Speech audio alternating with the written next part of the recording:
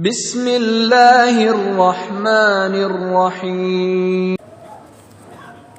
Hadirin rahimakumullah. Ibadah puasa adalah ibadah yang sangat rahasia, sehingga secara lahiriah tidak bisa dinilai bagus atau tidak bagusnya ibadah puasa seseorang. Apakah bagusnya puasa seseorang itu kalau terlihat lemas sehingga jalannya miring atau sempoyongan? Atau karena kalau ia merasakan haus dan lapar yang tak terperi, ia pun merasakan lemas?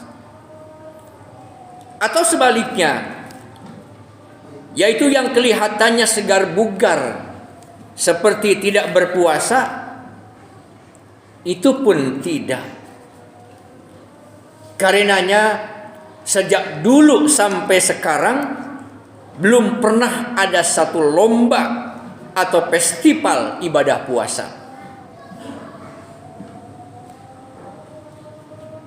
Lomba sholat sering dilakukan untuk anak-anak. Bahkan ada lomba adzan, lomba zakat untuk daerah-daerah tertentu dan lain-lain. Sementara ibadah puasa tidak pernah terdengar ada lombanya. Karena dewan juri pun merasa kesulitan di dalam menilainya. Parameter apa, indikator apa yang harus dijadikan sebagai patokan penilaian puasa seseorang. Sehingga begitu rahasianya ibadah puasa. Dalam sebuah hadis qudsi dikatakan, kullu amal ibni adam lahu illa siyam fa innahu li wa ana ajzi bih.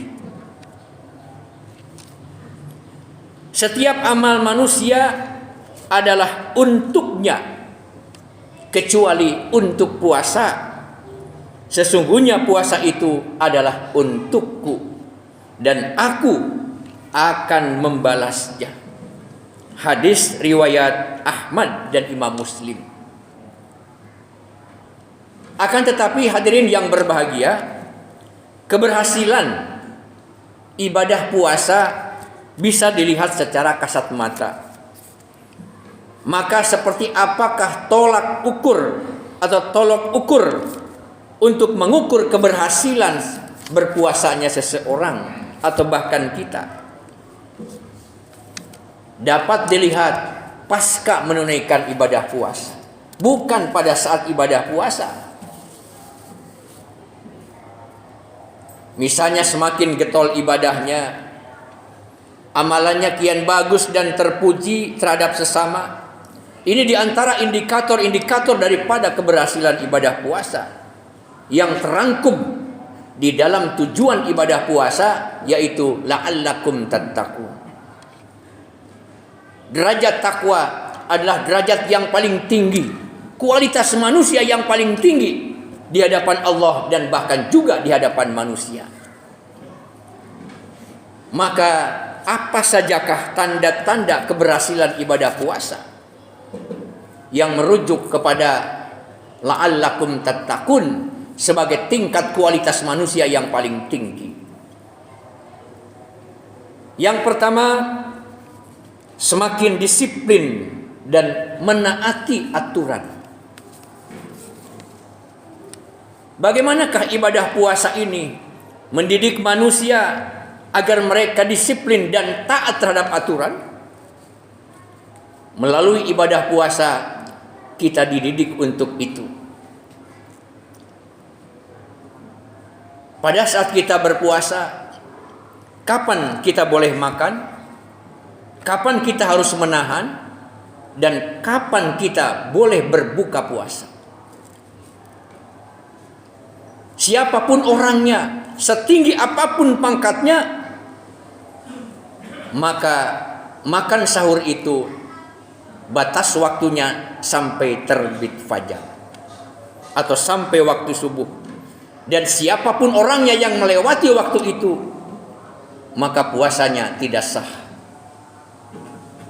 kita dididik untuk disiplin. Siapapun orangnya dan setinggi apapun pangkatnya, kalau belum terbenam matahari, tidak boleh untuk berbuka puasa. 1 menit saja kita mendahulinya, maka sama dengan puasanya batal sebelum waktunya. Maka melalui proses ibadah puasa ini, kita dididik untuk disiplin. Kapan kita waktu bekerja, kapan kita waktu santai, kapan kita waktu tidur. Benar-benar dididik oleh ibadah puasa itu. Demikian juga ketaatan kita terhadap aturan-aturan, baik aturan dari Allah maupun aturan dari manusia, kita dididik oleh ibadah puasa. Maka ibadah puasa yang baik, insya Allah akan melahirkan manusia-manusia yang disiplin terhadap aturan. Lalu yang kedua, parameter keberhasilan manusia, orang-orang yang beribadah puasa adalah semakin jujur dan amanah. Melalui ibadah puasa, kita dididik menjadi orang yang jujur dan amanah. Pada saat kita sedang berpuasa, banyak sekali kesempatan untuk berdusta, untuk mengicuh. Kita keluar dari rumah, istri tidak tahu kita sedang apa, anak-anak pun tidak tahu kita sedang apa. Lalu di perjalanan kita mampir ke warung makan,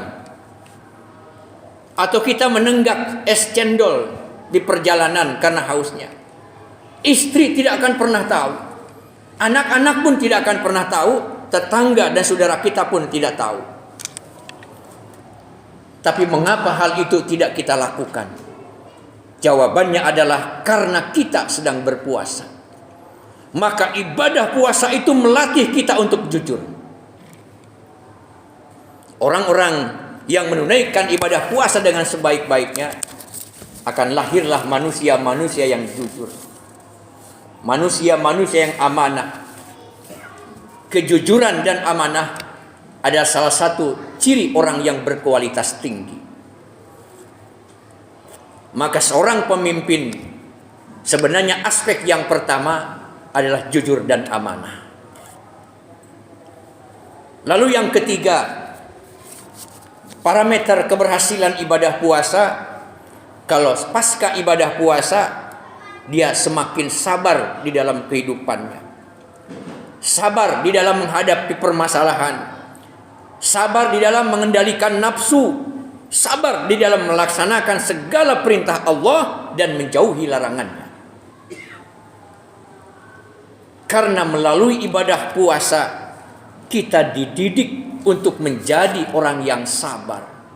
Maka Rasul pun mengatakan, asyamu nisfus sabri.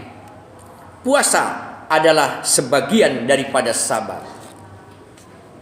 Sabar di dalam menahan lapar, sabar di dalam menahan haus.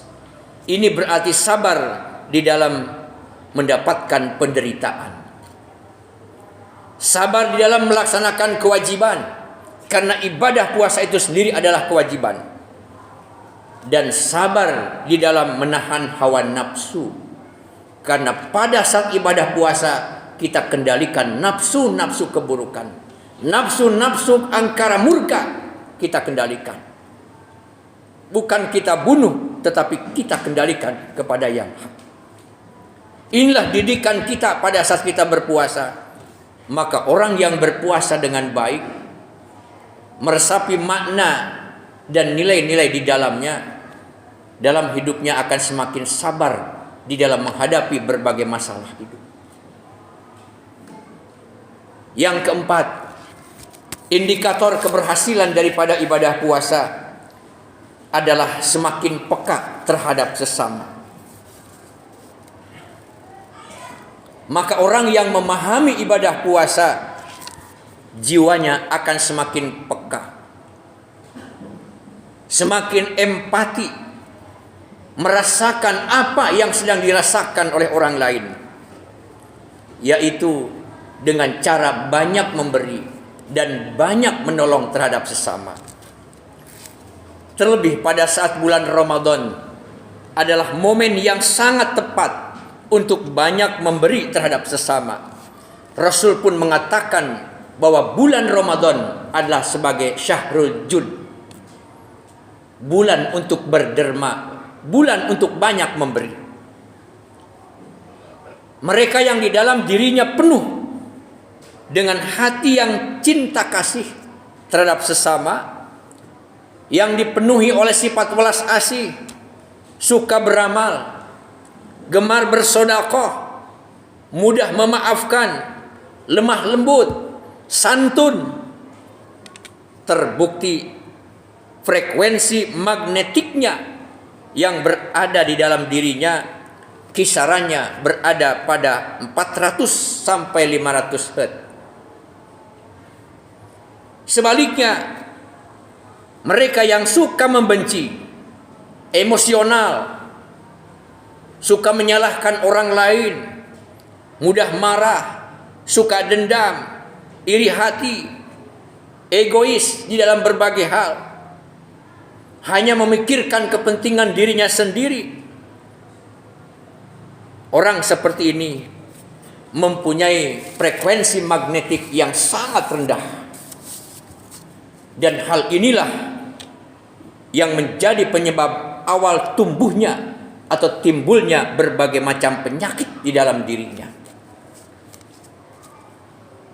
Jadi penyebab terjadinya penyakit dalam tubuh manusia sebenarnya adalah 70% karena hatinya tidak diolah.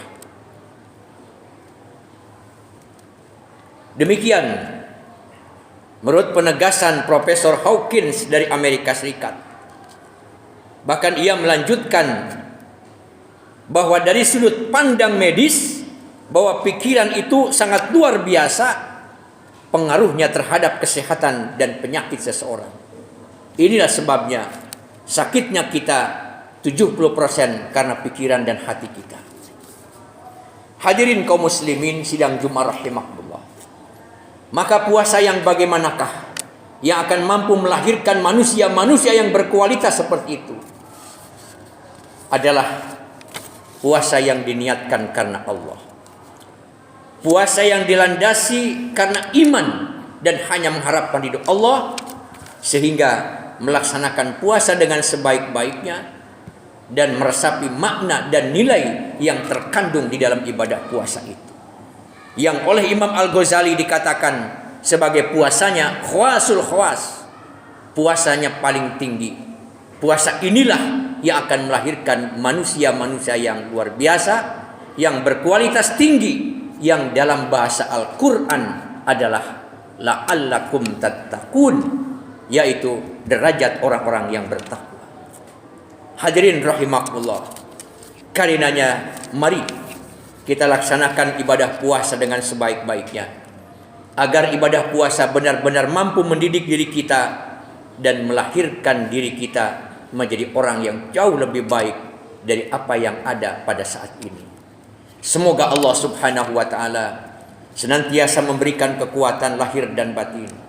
Allah senantiasa memberikan petunjuk kepada kita ke jalan yang benar, jalan yang lurus, jalan yang Ia ridhoi.